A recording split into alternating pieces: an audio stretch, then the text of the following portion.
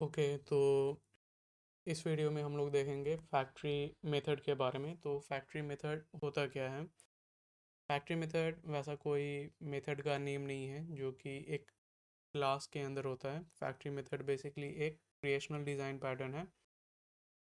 तो इसके बारे में हम समझने की कोशिश करेंगे, लाइन बाय लाइन पर ही पढ़ के समझ लेते हैं। The factory method is a creational design pattern that provides an interface for creating object in a superclass but allows subclass to alter the type of object that will be created। तो बोला जा रहा है कि जो हमारा factory method है, तो फैक्ट्री मेथड भी बेसिकली हमारा एक क्रिएशनल डिज़ाइन पैटर्न है। जैसा कि हमने अभी जस्ट देखा था सिंगलटन डिज़ाइन पैटर्न के बारे में। सिंगलटन डिज़ाइन पैटर्न भी बेसिकली एक क्रिएशनल डिज़ाइन पैटर्न है। तो क्रिएशनल डिज़ाइन पैटर्न में बेसिकली होता क्या है कि हम ये डिसाइड करते हैं कि कोई भी एक क्लास है तो उसका ऑब्जेक्ट कैसे क्रिएट होगा। तो सिमिलरली फैक्ट्री मेथड भी हमको हेल्प करता है एक क्लास का ऑब्जेक्ट कैसे क्रिएट होना चाहिए। बट ये काफ़ी कम्प्लीटली डिफरेंट है सिंगलटन डिज़ाइन पैटर्न का। फैक्ट्री जो मेथड है ये बहुत ज़्यादा यूज़फुल है, और इसको भी हम जैसे इसका एग्जांपल देखेंगे उस टाइम हमें बहुत ज़्यादा क्लियरिटी मिल जाएगा कि फैक्ट्री डिज़ाइन पैटर्न बेसिकली है क्या, इसको कैसे इम्प्लीमेंट करना है, और कौन कौन से सिनेरियोज पर हम इसको यूज़ कर सकते हैं। ठीक। तो फैक्ट्री डिज़ाइन पैटर्न बेसिकली हमको एक इंटरफेस प्रोवाइड करता है। इंटरफेस इन द सेंस कि एक हम डेडिकेटेड क्लास ही क्रिएट कर लेते हैं। ठीक। जैसे कोई भी एक पर्टिकुलर क्लास है, मान लो व्हीकल। तो व्हीकल में जो व्हीकल का सब टाइप्स, मतलब व्हीकल के अंदर बहुत टाइप्स के व्हीकल्स हो सकते हैं। टू व्हीलर हो सकता है, फोर व्हीलर हो सकता है, बहुत सारे ऐसे व्हीकल्स हैं जो कि फ्लाई कर सकते हैं। तो अ, अब अगर हमको डिफरेंट जगह पर डिफरेंट टाइप के व्हीकल्स चाहिए तो उसको हम कैसे क्रिएट करेंगे? इसको हम मैनुअली भी हैंडल कर सकते हैं यूजिंग न्यू कीवर्ड। बट इससे होता क्या है कि ओवरऑल जो कॉम्प्लेक्सिटी है हमारे एक करंट सर्विस क्लास में, ये इंक्रीज़ हो जाता है।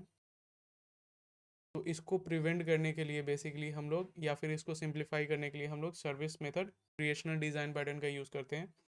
यहाँ पर ये जो ऑब्जेक्ट है इसको हम न्यू कीवर्ड का यूज़ करके नहीं क्रिएट करते हैं, बल्कि हम इसको टोटली डेलीगेट कर देते हैं एक स्टैंड अलोन क्रिएशनल क्लास के ऊपर। तो मान लो हमारे पास एक व्हीकल क्लास है। ठीक। उसके अंदर हमारे पास सब टाइप्स बहुत सारे हैं। सब टाइप्स इन द सेंस कि टू व्हीलर हो गया, फोर व्हीलर हो गया। अब इस व्हीकल के लिए हम क्या काम करेंगे? व्हीकल क्लास तो है ही, इसके साथ साथ हम एक completely different vehicle factory class create करेंगे। तो व्हीकल फैक्ट्री बेसिकली हमको, जैसे एक्चुअल फैक्ट्री होता है, तो ये फैक्ट्री हमको ऑब्जेक्ट बना के देगा डिफरेंट डिफरेंट टाइप्स के जो भी व्हीकल्स हैं उनके, जैसे टू व्हीलर हो गया या फिर फोर व्हीलर हो गया। तो यही बोल रहा है कि but allow subclass to alter the type. तो इसमें दो हमको एक और इम्पॉर्टेंट कॉन्सेप्ट देखने को मिलेगा जब हम इसके एग्जांपल को एक्सप्लोर करेंगे। एक तो सुपर क्लास, पेरेंट क्लास और चाइल्ड क्लास। तो ये कैसे रिलेटेड हैं हमारे factory method creational design pattern से, तो इसको भी हम आगे एक्सप्लोर करेंगे। Think of it as delegating the initiation logic instead of using the new keyword directly into your main code. You call a factory method to do it for you। बोला जा रहा है कि इसको हम ऐसे भी समझ सकते हैं, जो भी हमारा करंट सर्विस क्लास है उसमें हम जो ऑब्जेक्ट क्रिएट कर रहे होते हैं, तो उसको हम डायरेक्टली ना करके, उस लॉजिक को डायरेक्टली हम अपने करंट सर्विस सर्विस क्लास में ना करते हुए, ये जो रिस्पॉन्सिबिलिटी है इसको हम टोटली डेलीगेट कर देते हैं। ये जो रिस्पॉन्सिबिलिटी है ऑब्जेक्ट इनिशिएशन का, इसको हम टोटली डेलीगेट कर देते हैं थर्ड पार्टी क्लास को। ठीक। तो यहाँ पर हम जो हमारा करंट सर्विस क्लास है इसमें हम न्यू कीवर्ड का यूज़ कर कर ऑब्जेक्ट क्रिएट नहीं कर रहे होते हैं। इंस्टेड यहाँ पर हम लोग फैक्ट्री मेथड का यूज़ करते हैं जो कि हमको एक ऑब्जेक्ट बनाकर देता है। ठीक। इधर अगर ये एक ख़राब तरीका है जिसमें हम लोग डिफरेंट टाइप के लॉजिक को इफ एल्स कंडीशन से मैनेज कर रहे होते हैं, जबकि होना चाहिए था कि हमारे पास स्टैंड अलोन टोटल एक ऑब्जेक्ट एक डिफरेंट क्लास ही होना चाहिए था। तो आई गेस ये देखो, इधर एक हमारा एक सुपर क्लास है, इधर अगर हम देखते हैं तो नोटिफिकेशन एक सुपर क्लास है, और इसको इम्प्लीमेंट किया गया है सभी चाइल्ड क्लासेस में, फिर इसको हम यूज़ करते हैं। अब नोटिफिकेशन फैक्ट्री में यहाँ पे देखेंगे कि कहीं ना कहीं क्रिएट करने का ऑप्शन होगा अपने पास। नोटिफिकेशन फैक्ट्री हमने फैक्ट्री बनाया, फिर फैक्ट्री के अंदर हमारे पास एक मेथड है क्रिएट नोटिफिकेशन, और ईमेल देंगे तो ईमेल से नोटिफाई करने वाला हमें ऑब्जेक्ट मिल जाएगा। तो ऐसा, पर हम वापस देखते हैं अपने क्वेश्चन को। अब यहाँ पे फर्स्ट पॉइंट दिया हुआ है कि how to work, sorry how it work the core concept, कैसे ये काम कर रहा है। फिर नेक्स्ट पॉइंट रहेगा हमारा when should you use it, कब हमें एक factory method creation design pattern को यूज़ करना चाहिए। उसके आगे है रियल वर्ल्ड एग्जांपल भी हम एक देखेंगे कि कब हमें जो हमारा फैक्ट्री मेथड डिज़ाइन पैटर्न है इसको यूज़ करना चाहिए। और उसके बाद हम देखेंगे factory method versus simple factory के बीच में कंपैरिजन। तो अगेन अब हम वापस आते हैं हाउ इट वर्क्स, तो फैक्ट्री डिज़ाइन पैटर्न किस तरीके से काम करता है और इसका जो कोर कॉन्सेप्ट है उसके बारे में हम लोग देखेंगे। तो यहाँ पर लिखा हुआ है कि in a standard setup you might have a logistic class. If you hard code new truck, your app is stuck. If you suddenly need tips, you have to rewrite your entire class. तो देखो, अब मान लो हमारे पास कोई भी एक standard setup है जिसके अंदर हमारे पास एक क्लास है लॉजिस्टिक्स। तो लॉजिस्टिक्स मान लो अगर हम कोई एक ऐसे एप्लीकेशन पर काम कर रहे हैं जहाँ पर हमें ट्रांसपोर्टेशन से रिलेटेड भी लॉजिक लिखना है, ठीक। और उस एप्लीकेशन के अंदर हमारे पास एक क्लास है लॉजिस्टिक क्लास करके। तो जो भी हमारा सामान है फैक्ट्री से, जो भी मान लो हम एक गुड्स बना रहे हैं, किसी टाइप का कोई आइटम बना रहे हैं, तो उसको आप हमको शिप करना है, मतलब उसको भेजना है, एक जगह से दूसरी जगह भेजना है। तो हमारा एक उसके लिए सर्विस क्लास हो सकता है, ठीक। अब उस सर्विस क्लास में जब हमको सामान को रोड से भेजना है तो हम एक न्यू ट्रक मतलब एक ट्रक ऑब्जेक्ट को यूज़ कर लेंगे, ठीक। बट मान लो अगर हम अब हमको सडनली कोई एक फॉरेन क्लाइंट से ऑर्डर मिला, तो फॉरेन क्लाइंट को अगर मुझे जो भी आइटम है अगर वो मुझे डिलीवर करना है, तो काफ़ी ज़्यादा चांसेस है कि ट्रक उस काम को नहीं कर पाएगा, उस जगह पर हमको शिप्स का यूज़ करना पड़ेगा। तो इस जगह पर हमें बहुत ज़्यादा इश्यूज़ देखने को मिलेगा, ठीक। कर सकते हैं बट बहुत ज़्यादा वो अनऑप्टिमाइज्ड तरीका होगा अपने क्लास को लिखने का। उस जगह पर हम चीज़ों को सिंप्लीफाई करने के लिए बेसिकली ये जो हमारा फैक्ट्री डिज़ाइन मेथड है इसको यूज़ कर सकते हैं। तो डिज़ाइन पैटर्न का बेसिकली काम ही यही है कि ये जो कॉम्प्लेक्स चीज़ है उसको सिंप्लीफाई करता है और उसको बहुत ज़्यादा रीडेबल भी बनाता है और मेंटेनेबल भी। कि मान लो अभी ट्रक है तो शिप हो गया, फिर कल को ट्रेन आएगा, तो फिर क्या हम बार बार अपने कोड के अंदर चेंजेस करेंगे, तो ऐसा ना हमें करना पड़े, इसलिए फैक्ट्री डिज़ाइन पैटर्न बहुत ज़्यादा यूज़फुल होता है। आगे दिया हुआ है with a factory method the logistic class defines a method called create transport. तो मान लो अब हम जो बार बार यहाँ पे न्यू ट्रक क्रिएट कर रहे हैं या फिर न्यू शिप क्रिएट कर रहे हैं, उसकी जगह हम फैक्ट्री डिज़ाइन मेथड में जो हमारा ये जो लॉजिस्टिक क्लास है इसके अंदर हम यूज़ कर सकते हैं क्रिएट ट्रांसपोर्ट मेथड का, जो कि हमको डिफरेंट डिफरेंट टाइप के व्हीकल्स को या फिर ट्रांसपोर्टेशन मेथड्स को का जो ऑब्जेक्ट है वो हमको क्रिएट करके देगा। तो road logistic overrides this to return a truck. तो जब भी हमको अगर रोड लॉजिस्टिक में अगर व्हीकल को यूज़ करना है, ट्रांसपोर्टेशन मेथड को यूज़ करना है, तो वहाँ पर अपने को बाय डिफ़ॉल्ट ट्रक देखने को मिलेगा। और अगर मुझे sea logistics basically overrides to return a ship. तो मान लो अगर हमको कोई भी जो ट्रांसपोर्टेशन है वो सी मीडियम के थ्रू करना है, तो वहाँ पर बेसिकली हमको जो ऑब्जेक्ट मिलेगा वो सी टाइप का मिल जाएगा। सेकेंड पार्ट हम देखते हैं, when should you use it. तो कब हमें factory method creational design pattern को यूज़ करना चाहिए। ओके, तो factory method creational design pattern का जो पहला हमको यूज़ केस दिया हुआ है वो है इधर पॉइंट ए में दिया हुआ है, when you don't know the exact type of objects your code will work with. तो मान लो एक ऐसा हम लॉजिक लिख रहे हैं जहाँ पर हमको एक ऑब्जेक्ट को यूज़ करना है, तो एक ऑब्जेक्ट के अंदर क्या होगा, बेसिकली बहुत तरीके का मेथड्स होगा। अब मान लो हम एक पेरेंट क्लास है, उसके अंदर बहुत सारे चाइल्ड क्लासेस हैं, और जो हमारा करंट लॉजिक है वहाँ पर हमको एक, हम जो भी लॉजिक लिख रहे हैं उसके अंदर हमें जो ऑब्जेक्ट है और उस ऑब्जेक्ट का जो मेथड है वो एक सिनेरियो में तो हमारा काम कर देगा, बट जैसे ही थोड़ा सा डिफरेंट सिनेरियो होगा तो सेम पेरेंट क्लास का हमको एक डिफरेंट चाइल्ड क्लास का ऑब्जेक्ट चाहिए होगा, और उसके अंदर वो जो सेम मेथड है वो थोड़ा या फिर टोटली कम्प्लीटली एक डिफरेंट रिजल्ट हमको बना कर देगा। और हमको जब ये सियोरिटी ना हो कि बेसिकली इस पॉइंट पर जो ऑब्जेक्ट है वो हमको एग्जैक्टली कौन सा यूज़ करना चाहिए, क्योंकि जो ऑब्जेक्ट है वो हो सकता है कि बार बार चेंज हो सके, तो उस जगह पर बेसिकली हमको factory method creational design pattern का यूज़ करना चाहिए। ठीक, इधर लिखा हुआ भी है, if you are building a framework और library where the end user might want to extend your classes with their own custom types, then use a factory method।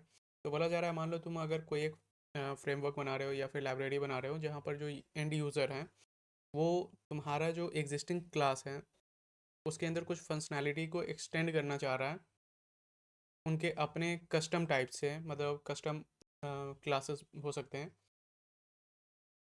तो उस जगह पर हमें बेसिकली फैक्ट्री मेथड का यूज़ करना चाहिए। दूसरा जो यूज़ केस दिया हुआ है हमें फैक्ट्री मेथड का वो ये है, टू प्रमोट लूज कपलिंग। तो जब भी हमें अपने एप्लीकेशन में बहुत सारा अननेसेसरी अगर हमें लॉजिक एक सिंगल सर्विस क्लास के अंदर नहीं लिखना है, हम चाहते हैं कि जो डिफरेंट काइंड का बिजनेस लॉजिक हो वो एक डेडिकेटेड सेपरेट क्लास में हो,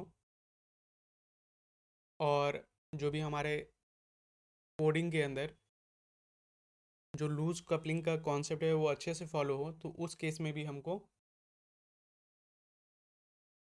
फैक्ट्री मेथड ये जो डिज़ाइन पैटर्न है इसको यूज़ करना चाहिए। इधर एक एग्जांपल भी दिया हुआ है कि separates the production it separates the product construction code from the product usage code. तो बोला जा रहा है कि जो फैक्ट्री डिज़ाइन मेथड है ये बेसिकली दो चीज़ों को कम्प्लीटली सेपरेट आउट कर देता है। पहला, जो प्रोडक्ट का कंस्ट्रक्शन है, प्रोडक्ट किस तरीके से बनेगा, ये जो लॉजिक है ये एक अलग जगह होगा, और दूसरा ये जो प्रोडक्ट जिस तरीके से क्रिएट होकर बना और जब उसको इस्तेमाल करने का बात आएगा तो उसको हम अलग रखेंगे। मतलब जो प्रोडक्ट क्रिएशन का जो तरीका है वो हमारा एक जो फैक्ट्री क्लास है उसके अंदर होगा, और जो प्रोडक्ट यूसेज करने का तरीका है वो हमारा सर्विस क्लास के अंदर होगा। Your main application does not need to know the difference between a truck and a ship. It only needs to know they both have a deliver method। तो बोला जा रहा है कि हमारा जो मेन सर्विस क्लास है उसको ये जानने का ज़रूरत नहीं है कि जो ट्रक और शिप इन दोनों के बीच में डिफरेंस क्या है। बस जो हमारा मेन जो सर्विस क्लास है उसको बस ये जानना ज़रूरी है कि ये दोनों जो ऑब्जेक्ट हैं हमारे पास इसके अंदर एक कॉमन मेथड है जो कि है डिलीवर, जिससे हमको बस काम करना है। बाद बाकी इसके अंदर का लॉजिक क्या है, कैसे काम कर रहा है, ये सब हमें जानने का ज़रूरत नहीं है। तो अभी तक हमने तो दो तरीका देखा। पहला, जब हमको सियोरिटी ना हो कि किस टाइप का ऑब्जेक्ट हमें यूज़ करना पड़ सकता है अपने कोड के अंदर, तो उस जगह पर हमको फैक्ट्री मेथड का यूज़ करना है। दूसरा, जब भी हमको अपने एप्लीकेशन के अंदर लूज कपलिंग को प्रमोट करना है, जब हम चाहते हैं कि प्रोडक्ट कंस्ट्रक्शन और प्रोडक्ट यूसेज का कोड अलग अलग हो, उस केस में भी हमको फैक्ट्री मेथड का यूज़ करना है। थर्ड तरीका है to save system resources object reusage. तो जो ये फैक्ट्री मेथड है, ये हमें सिस्टम रिसोर्सेज को भी सेव करने में हेल्प करता है। वो कैसे? तो यहाँ पर हम देख सकते हैं, if creating an object is expensive, for example creating an object for database connection, the factory method can check a cache or a pool and then return an existing object instead of always creating a new one। बोला जा रहा है कि जो हमारा factory method है, ये हमें सिस्टम रिसोर्सेज को भी सेव करने में बहुत ज़्यादा हेल्प करता है। वो कैसे? तो मान लो कोई एक हमारा एक्सपेंसिव ऑब्जेक्ट है, ठीक, और वो ऑलरेडी अगर हमारे सिस्टम में एग्जिस्ट कर रहा है, एक ऑलरेडी ऑब्जेक्ट बना हुआ है ऑलरेडी हमारे हिप मेमोरी में, तो उस केस में अगर ये ऑब्जेक्ट हमें दोबारा चाहिए, तो हम वो जो एग्जिस्टिंग ऑब्जेक्ट है हमारे कैशे या फिर पूल के अंदर, उसको हम यूज़ कर सकते हैं इंस्टेड कि हम हर जगह हर बार एक न्यू ऑब्जेक्ट ही क्रिएट करें हमारे डेटाबेस कनेक्शन के लिए। तो ये तीन मेन मतलब ये तीन यूज़ केसेस हैं जो हम ध्यान में रख सकते हैं जब भी अगर हमें फैक्ट्री मेथड यूज़ करना है, या फिर ऐसा सिनेरियोज़ है, ये तीन सिनेरियोज़ अगर हमें कहीं मिलते हैं तो वहाँ पर हम एक बार कंसिडर कर सकते हैं कि वेदर हमें फैक्ट्री मेथड यूज़ करना चाहिए या नहीं। पहला कि जब हमें एग्जैक्टली पता नहीं होता है कि कौन से टाइप के ऑब्जेक्ट हमें यूज़ करना है अपने कोड के अंदर, तो हम फैक्ट्री डिज़ाइन मेथड को यूज़ कर सकते हैं। दूसरा, जब भी हमें अपने एप्लीकेशन के अंदर लूज कपलिंग को प्रमोट करना होता है, तब हम फैक्ट्री डिज़ाइन मेथड को यूज़ कर सकते हैं। जैसे प्रोडक्ट का कंस्ट्रक्शन कहीं और होगा और प्रोडक्ट का यूसेज कहीं और होगा। तीसरा, जब भी हमें अपने एप्लीकेशन के अंदर सिस्टम रिसोर्सेज को भी सेव करना है, या फिर जो रिसोर्सेज है उसको थोड़ा और भी ऑप्टिमल वे में अगर हमें यूज़ करना है, तो उस जगह पर भी हम फैक्ट्री मेथड डिज़ाइन पैटर्न को यूज़ कर सकते हैं, ताकि हम हर बार एक न्यू ऑब्जेक्ट को क्रिएट ना करें। इंस्टेड कि जो एग्जिस्टिंग ऑब्जेक्ट ऑलरेडी हमारे एप्लीकेशन या हीप मेमोरी के अंदर एग्जिस्ट कर रहा है, तो हम उसी को यूज़ करें। अब हम एक रियल वर्ल्ड एग्जांपल भी देख लेते हैं। ओके, तो पहला जो हमारा रियल वर्ल्ड एग्जांपल है वो है जावा का calendar get instance method. You don't know if you are getting a Georgian calendar or a Buddhist one. The factory decides based on your local। तो बोला जा रहा है कि जावा के अंदर जब भी हम कैलेंडर का एक इंस्टेंस मांगते हैं, तो हमें एग्जैक्टली पता नहीं होता है कि जो जॉर्जियन कैलेंडर है या फिर हमें जो बुद्धिस्ट कैलेंडर है वो मिलेगा। ये टोटली डिपेंड करता है कि फैक्ट्री को किस टाइप का लोकल आई गेस टाइम वगैरह मिलता है। तो दो तरीके के कैलेंडर होते हैं, एक तो जॉर्जियन कैलेंडर जिसको आई गेस किसी पोप ने बनाया था, जो भी आई गेस क्रिश्चियन से रिलेटेड फेस्टिवल होता है उसके एक्यूरेसी को इम्प्रूव करने के लिए। और फिर कॉलोनाइजेशन के टाइम पर पूरे वर्ल्ड पर ही आई गेस जॉर्जियन कैलेंडर के हिसाब से पूरा वर्ल्ड काम कर रहा था, क्योंकि हर जगह तो ब्रिटिश ही गवर्न कर रहे थे। तो उस तरीके से अपने भी यहाँ पर जो हम नॉर्मली जनवरी फरवरी गिनते हैं, तो ये एक्चुअली क्रिश्चियन का कैलेंडर है। और इस कैलेंडर के हिसाब से हमें जो ये है मतलब क्रिश्चियन के फेस्टिवल्स होते हैं वो हमें एग्जैक्टली पता होता है, बट जो हमारा हिंदू का फेस्टिवल होता है वो इस कैलेंडर के हिसाब से आगे पीछे होते रहता है। उसका रीज़न है कि हिंदू कैलेंडर थोड़ा डिफरेंट तरीके से काम करता है। अब दूसरा जो बहुत अच्छा एग्जांपल है हमारा फैक्ट्री मेथड को समझने के लिए, वो है स्प्रिंग बूट के अंदर जो हमारा बीन फैक्ट्री होता है। तो this is an ultimate example. You ask for a bean by name or type, and the Spring Factory logic handles the initiation, dependency injection and life cycle.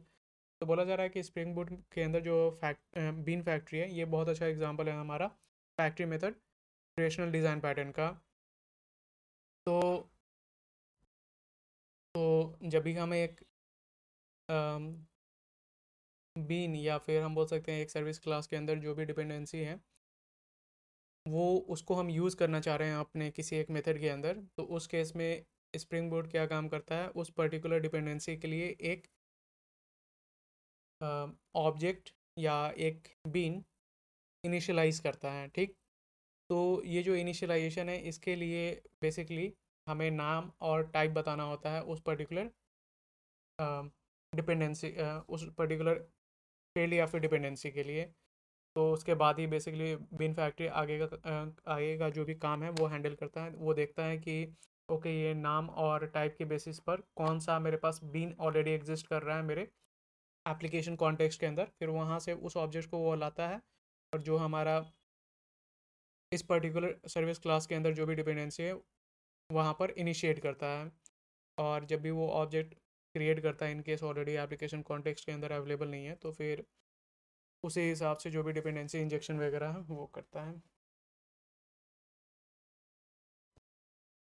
तो interview में एक बहुत ही कॉमन क्वेश्चन हमसे पूछा जाता है कि हम सिंपल फैक्ट्री क्लास ही क्यों नहीं यूज़ कर लेते हैं, और ये जो फैक्ट्री मेथड क्लास है इसको क्रिएट करने का क्या ज़रूरत है।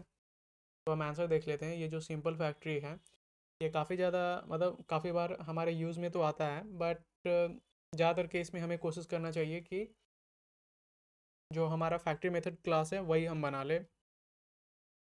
और फैक्ट्री मेथड बेसिकली एक डिज़ाइन पैटर्न है, तो इसमें और भी चीज़ें आती हैं जो भी जिस भी क्लास का हम ऑब्जेक्ट क्रिएट करना चाहते हैं, तो उसमें जो ऑब्जेक्ट क्रिएट करने के लिए हमारे पास एक डेडिकेटेड मेथड होता है। तो हम देखते हैं, पहला है कि स्ट्रक्चर वाइज कि one class with a big switch statement.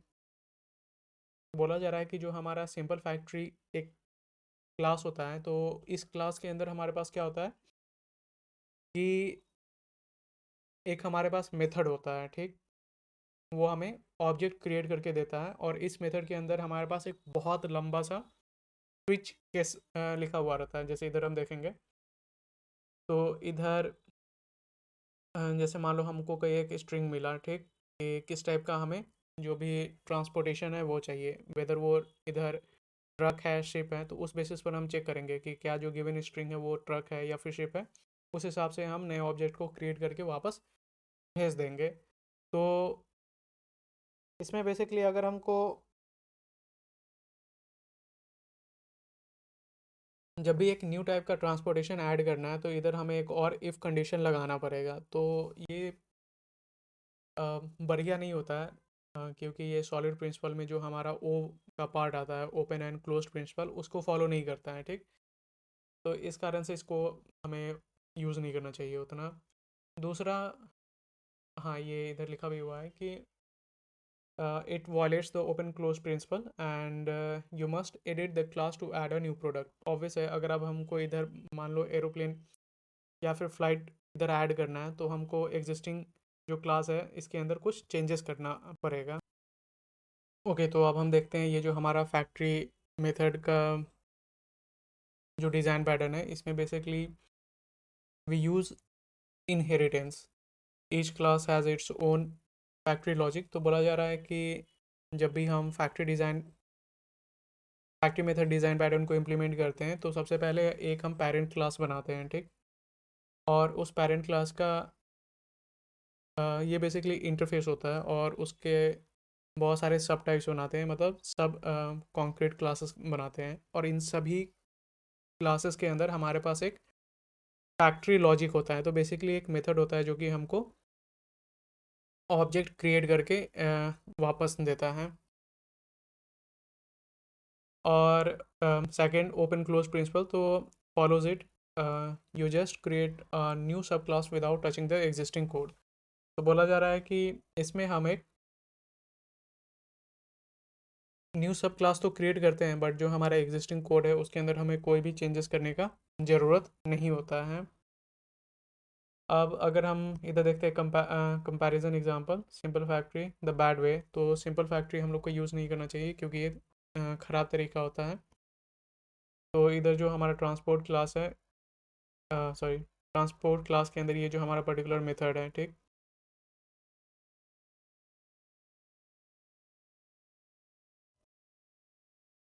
तो आई गेस ये जो हमारा ट्रांसपोर्ट क्लास है ये बेसिकली कोई एक सर्विस क्लास है,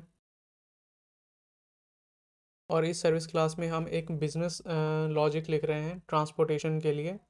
तो हमको एक ट्रांसपोर्टेशन मीडियम चाहिए। तो ये जो ट्रांसपोर्टेशन मीडियम सेलेक्ट करने का लॉजिक है ये भी हम इसी पर्टिकुलर क्लास के अंदर लिख रहे हैं, ठीक।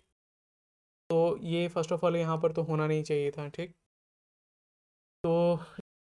तो वैसे ये बैड वे बोला जा रहा है। आगे अगर हम देखते हैं factory method the pattern way, you define an abstract logistic class. To add a plane, you simply create a new air logistic class. You never have to change the original logistic code. तो जो हमारा factory method होता है, factory method design pattern, तो इस pattern में हम क्या काम करते हैं, एक हम abstract क्लास या फिर इंटरफेस हम बना लेते हैं लॉजिस्टिक्स के नाम से। और जो भी हम लोग का डिफरेंट डिफरेंट टाइप का लॉजिस्टिक मीडियम है, जैसे ट्रक हो गया, ट्रेन हो गया, शिप हो गया, या फिर एयर लॉजिस्टिक हो गया, इन सभी के लिए हम एक कॉन्क्रीट क्लास बना लेते हैं, ठीक। तो हर बार जब भी हम एक सब टाइप क्रिएट करते हैं, तो जो भी हमारा एग्जिस्टिंग लॉजिक है लॉजिस्टिक्स का, इसके अंदर हमें ज़्यादा कुछ चेंज करने को रहता नहीं है। ओके, अब हम एक एग्जांपल देख लेते हैं इधर, जो भी फैक्ट्री डिज़ाइन में फैक्ट्री मेथड पैटर्न का। तो हमारे पास है यहाँ पर एक, तो इधर हमने जो हमारा फैक्ट्री मेथड डिज़ाइन पैटर्न है उसको इम्प्लीमेंट करने के लिए सबसे पहले तो एक पेरेंट इंटरफेस क्लास हमने बनाया है नोटिफिकेशन के नाम से, ठीक, जो कि यूज़र को नोटिफाई करेगा। दूसरा, हमने इधर दो सब क्लास क्रिएट किया है जिनके अंदर एक्चुअल कॉन्क्रीट इम्प्लीमेंटेशन है, ये जो हमारा नोटिफाई यूज़र है इस मेथड का। तो ये जो दोनों हमारे सब क्लास हैं, ईमेल नोटिफिकेशन और एसएमएस नोटिफिकेशन, ये बेसिकली एक्सटेंड कर रहे हैं नोटिफिकेशन इंटरफेस को, ठीक। तो जो हमारा फैक्ट्री मेथड डिज़ाइन पैटर्न है उसमें हम पेरेंट और चाइल्ड का रिलेशन इस्टेब्लिश करते हैं।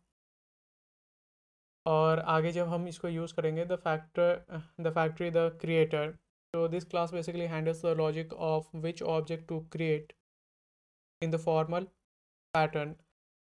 This can be an abstract class, but for simplicity in interview it's often shown like this.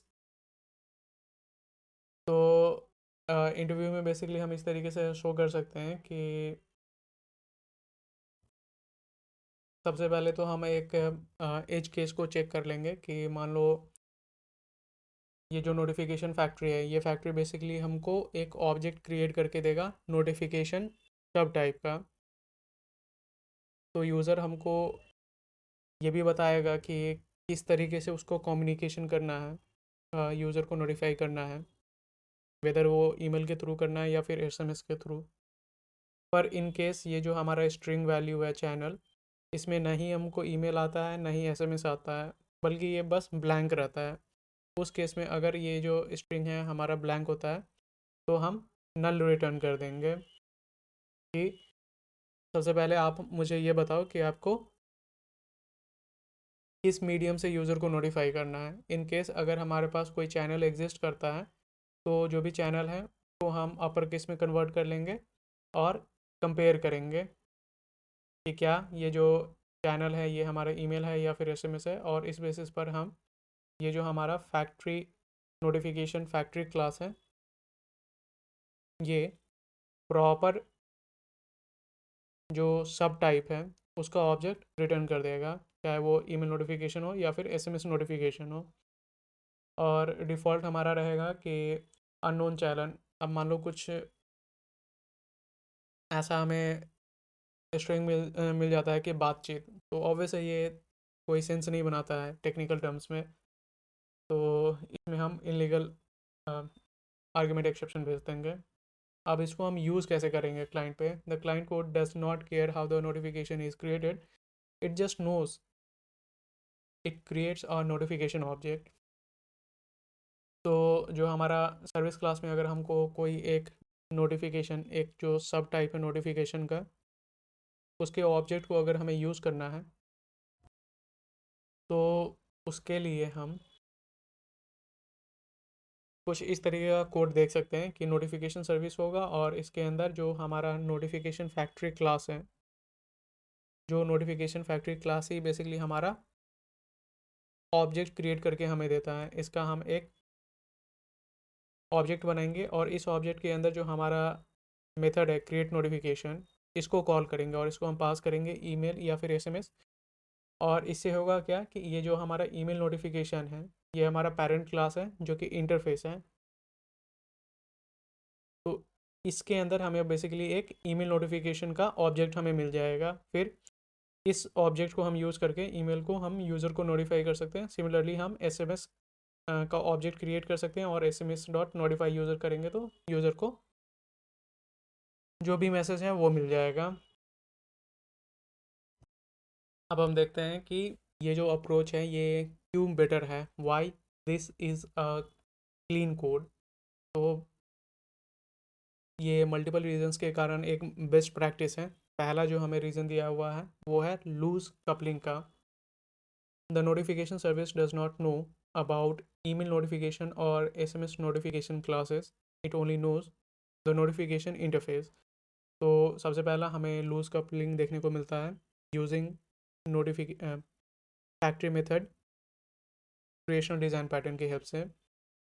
जो भी हमारा नोटिफिकेशन सर्विस है, सर्विस क्लास जिसके अंदर हम बिजनेस लॉजिक लिखते हैं, उसको ये जानने का ज़रूरत नहीं है कि ये जो हमारा नोटिफिकेशन इंटरफेस है, ये जो पेरेंट क्लास है, इसके लिए कितने सारे हमारे पास चाइल्ड क्लासेस हैं।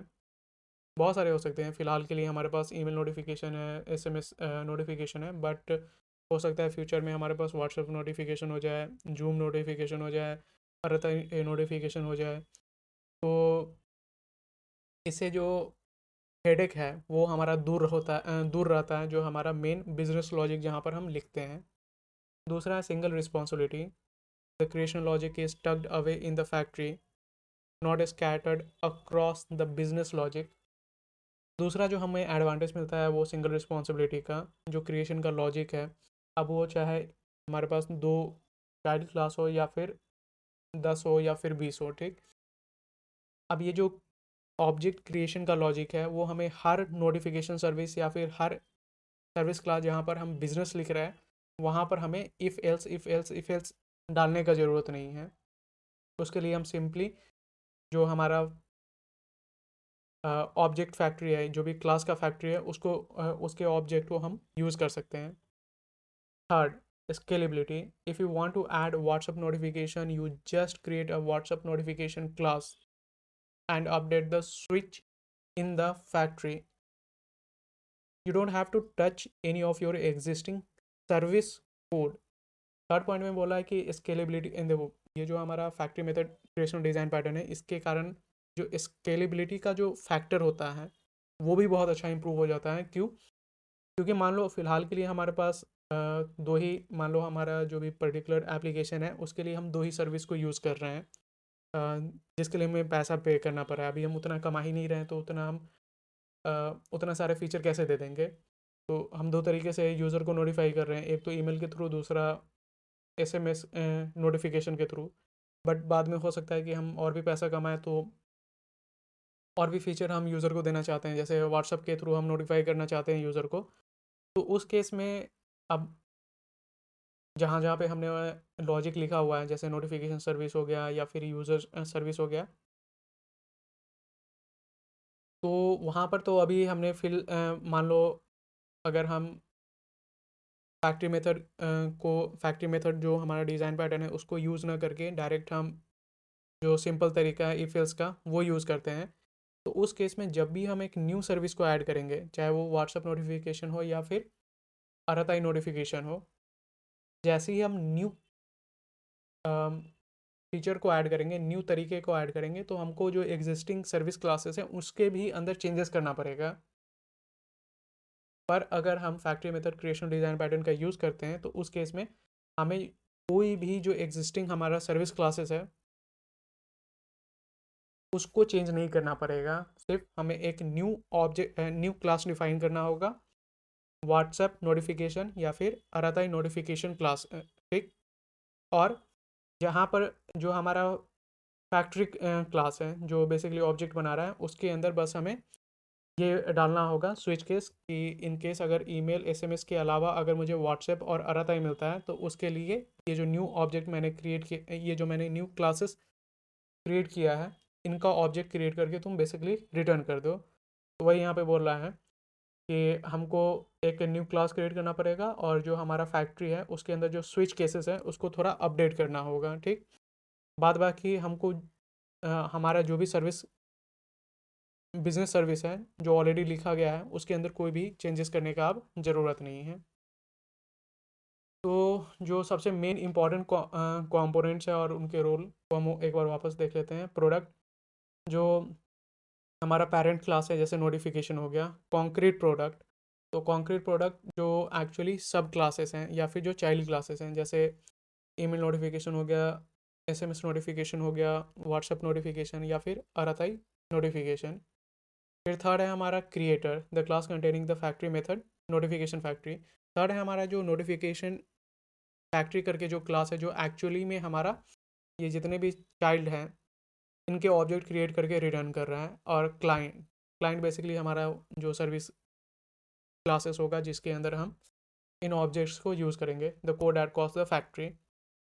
तो यही था बेसिकली हमारा factory method design, factory method creation design pattern के बारे में सब कुछ।